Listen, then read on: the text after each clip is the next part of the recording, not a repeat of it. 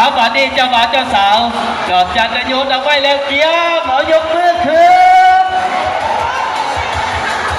คนโสดบรรยากาศของคนโสดผู้ใดมาทักได้ขึ้นเวทีขอเชิญขึ้นเวที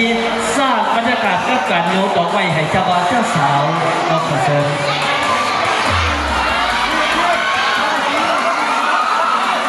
ผู้ใดแขนยาว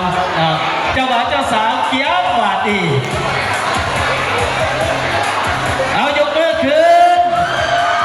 เจ้าบ่าวเจ้าสาวจะได้โยนดอกไม้แล้ว